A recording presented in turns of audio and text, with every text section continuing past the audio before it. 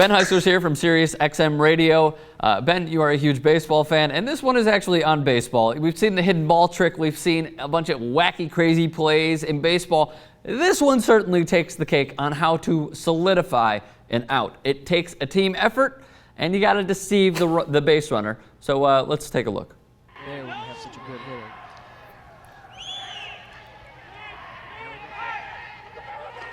Trying to do a fake pickoff.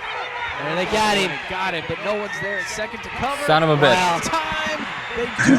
Oh, I'd be so pissed. Gartman from second base. I'd do That's the exact same Wichita thing. pickoff, Travis, that many teams have in the repertoire, but you very seldom see it used. And boy, Southaven executed that to perfection. Middle infielders there running towards the outfield, pointing at the baseball that's not there. Short still got the baseball. And there we cut the runner down to second. This is Southaven against Hanover Central. Southaven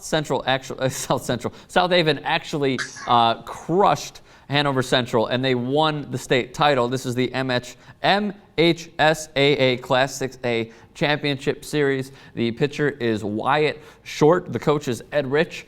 This was an awesome play because, you know what, you got to deceive the base runner. As I said, it's a team effort. The center fielder has to be involved, second base, shortstop. People have to be yelling. First base and third base are probably yelling during the play. The pitcher has to look dumbfounded, and they obviously sold it well enough to get a huge out in the game. A lot of times what you'll see with sort of the half-hidden ball trick in Major League Baseball, and a lot of times you'll see in college and minor league ball too, is when a guy's trying to come home and they'll fake the throw in, and he'll take a step, or sometimes it's like if it's a grounder to third, and instead of he'll fake the throw to first, and the guy from third will cut home, and then they'll nail him at the plate. Yeah. So this is just you don't often see it that much from a pitcher who executes it very well. But that was a perfect play, and they eliminated at least in Major League Baseball the third to first rule, which is the Jeff Nelson rule, Yes. The fake to third, throw to first, and that was one of those times where maybe a pitcher would be able to get away with a little bit more. So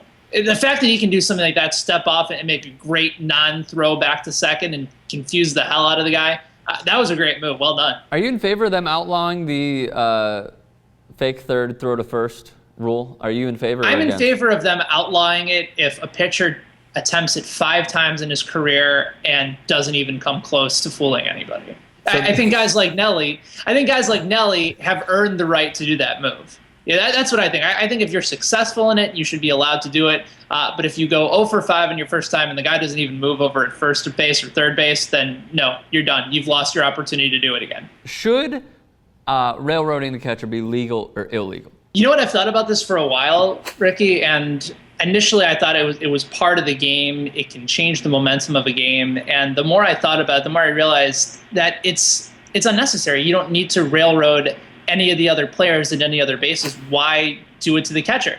What the catcher should be able to do is not block the plate, and you can still apply a swipe tag successfully. What about the Hawk? Okay. What about the Hawk Harrelsons who say, you know what, you're taking away a big part of baseball and the history of baseball. Plays at the plate are so exciting. When one guy tries to block the plate and the other one goes in. I'm playing devil's advocate. I agree with you, but what do you say to that?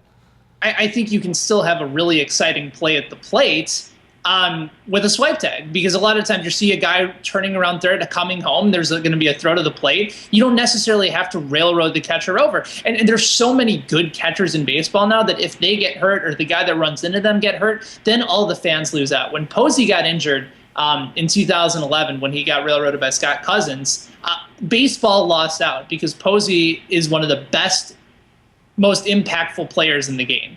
So there's no reason to put injury at risk. You can still have an exciting play at the plate. You don't need to block the plate, and the catcher doesn't need to be, killed on the way in. That's the way I see it now. There's no reason to try and put players at risk in that situation. You can still have a meaningful, impactful play if the catcher tags him out or if the base runner scores. I agree with you. And the one thing that I would want, factual evidence, we talk about sabermetrics all the time. The percentage of railroading that's successful. That's what I would want to know. And I don't know that offhand. I'm not sure if you do, but that is the one thing that I would want to take in. If it's less than like 30%, then it shouldn't even be an argument. I'm not sure it should be an argument at 30%, but I'm sure it's less than 30 of when it has happened and executed well enough to solidify a run over an out. That's probably the one thing that I would want to know that would go into my equation. So, you've seen where we stand. Leave a thought in the comments. We'd love to hear from all of you.